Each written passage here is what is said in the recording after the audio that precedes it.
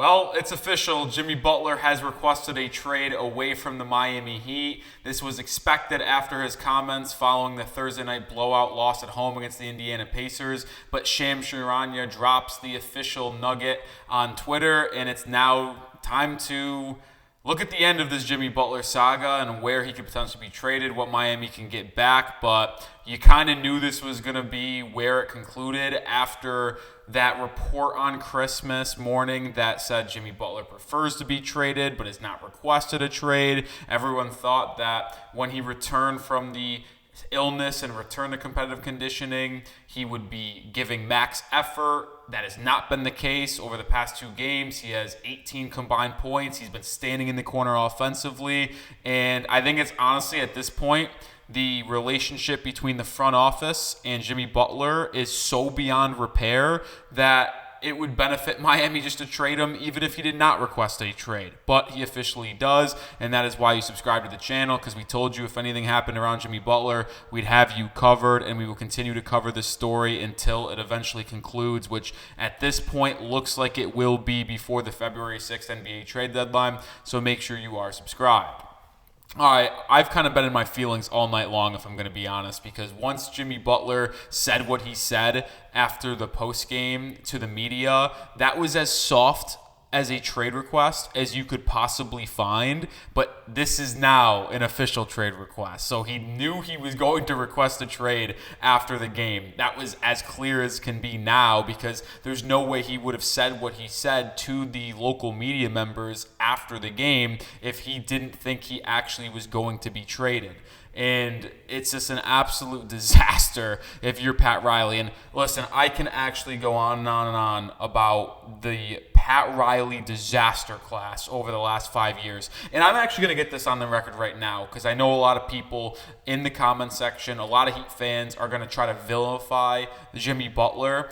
I do not blame Jimmy for this one bit. This is all on Pat Riley.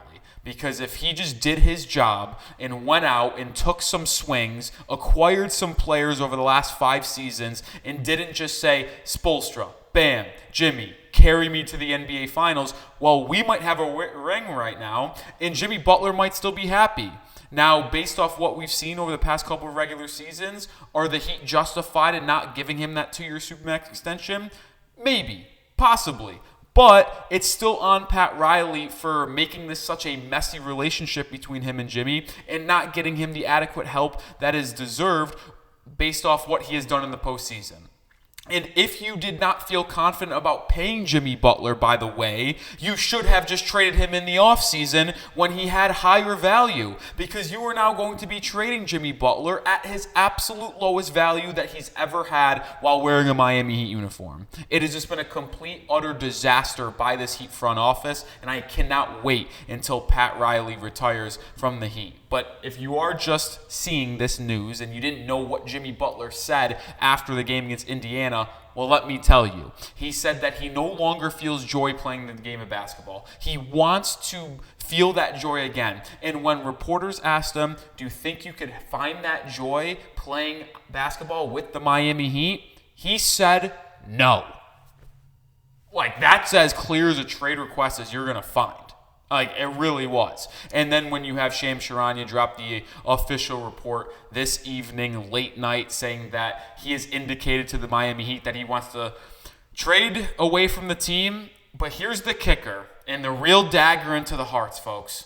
He is open to playing anywhere other than Miami. It has gotten so bad between him and the Miami Heat, he no longer actually cares where he goes. He just wants to be out of a Miami Heat uniform. You know how bad that has to be for that to be the case between Jimmy Butler and the Miami Heat? We knew the destinations. He mentioned Golden State. He mentioned Phoenix. They mentioned Dallas and Houston. And there was some other people out there that talked about OKC, San Antonio, Los Angeles.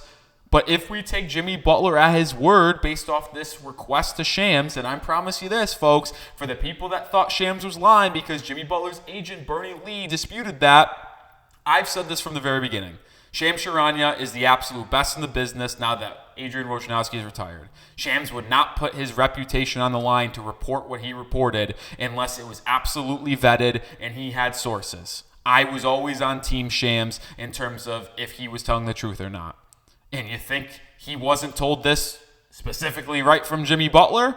Like, how would he find out this information that he has told the Miami Heat he wants a trade from the team and is open to playing on anywhere?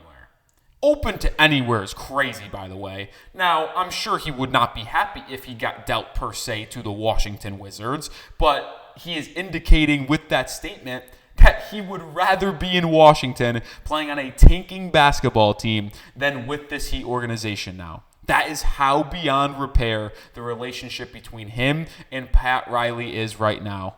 And it's sad to see, because I will say this now, I am not going to blame Jimmy Butler. I am still going to root for Jimmy on whatever team he ultimately is with post-Miami Heat, because it will be sooner rather than later. And it's just a shame to see who I think is the third best player in Miami Heat history have his run in the 305 end this way. It's just absolutely disheartening, if I'm going to be honest. Let me know your one-word reaction. What was the one-word reaction to when you saw the notey from Shams that he basically requested a trade? I can't even tell you my one word, to be honest, because I kind of expected it. Maybe that is my one word, expected, because after the comments following the game against Indiana, you knew it was going to happen. And it was just a matter of when, not if. And I tweeted this out, by the way, in between the trade request in this, in the game. So make sure you do follow me on Twitter as well, because we'll break the news over there first. But I would almost expect the Heat to send him away.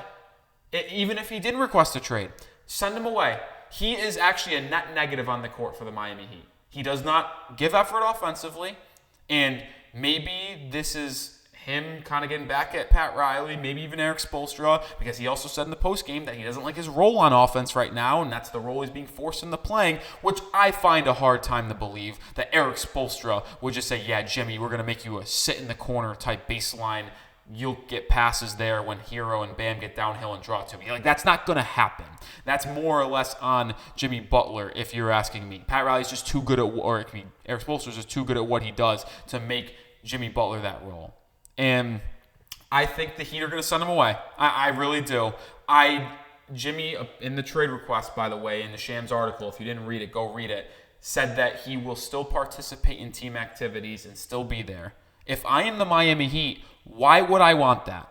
If he has officially requested a trade, and I know Pat Riley put out that dumbass statement about we're not trading Jimmy Butler, dumbest thing I've ever heard. It's just him trying to win the battle online in the media that Jimmy Butler was the one who officially wanted to end things, right? Like, that's bullshit. We can see right through that, Pat Riley. You're not fooling anyone. But right now, I think the best course of action for the Heat, send him away. He's only going to be a distraction. He is not going to be that much of an asset for you on the court. And if we're going to be honest, we should probably see what we have in the young guys. Jaime Jaquez Jr. has been horrible this year, but can he finally snap out of the slump he's in? How about Pallel Larson, the second rounder? Can we get some PT to Kashad Johnson, who played pretty well in the fourth quarter tonight, even though it was in meaningless minutes? Like, Jimmy Butler is not going to help the Heat now. Just lean on Bam, lean on Tyler, lean on some of these other young guys, because it's just not going to be what we want to watch on the court. The effort was laughable. And when you continue to employ him and let him on your court, that effort and distractions is going to seep into the other players, which I thought started tonight. So you got to send him away. It's unfortunate that it is this way right now, but I think you have to send him away from the team until this becomes a full resolution. And let's talk about the potential resolution. What team could he be traded to?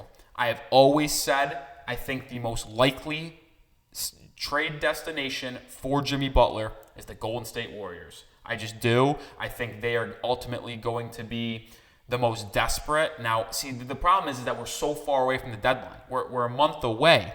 Is a team going to send all of their assets right now for Jimmy Butler? I'm not sure that's the case. And if that is the case, well, the Heat's probably not going to get the best deal anyway, because there isn't a deadline to drive up the price.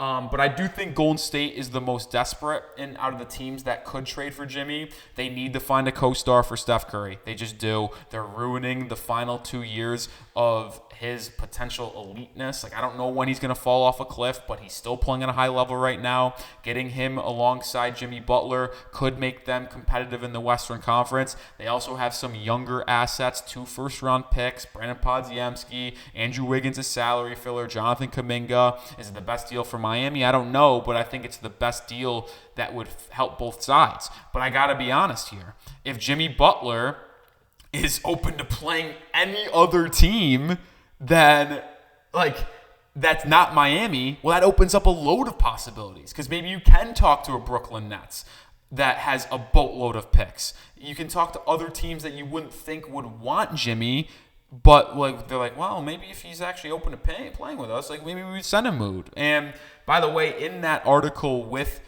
Shams and Brian Windhorst, he reported that Miami had preliminary trade discussions with several teams regarding Butler, but none really progressed seriously, and the Heat have shown no urgency in trade talks.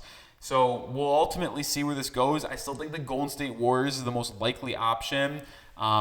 Obviously, a dream scenario for me would be like a 3-team trade where he goes to Golden State, Miami somehow gets De'Aaron Fox, and assets go to Sacramento. We've talked about that on the channel before on a couple of our live shows, but that's never going to happen unless De'Aaron Fox also requests the trade tonight or in the next couple of days, which I don't think is going to happen either. But my goodness, it's hard to put into words, and I'll say this too. And I told you guys earlier in the video, I'm not going to vilify Jimmy Butler. I'm doubling down. If you are with me and you blame Pat Riley for this, and you watch this video throughout the entire 12 minutes, spam the 22s for Jimmy down below. Do I hate that he had to request a trade and this is how it's going to end? Without a doubt. But like I said off the top, I blame Pat Riley for letting the relationship get to this point. Because that is now the top 3 players in Heat history have a borderline bad relationship with this front office. Dwayne Wade doesn't have it now, but there was bad blood. There absolutely was after they let him walk in 2016 free agency. There was horrible blood. Now they were able to kind of bring it back together by trading for him and having the final couple years send-off and stuff like that, but there was bad blood for a little bit.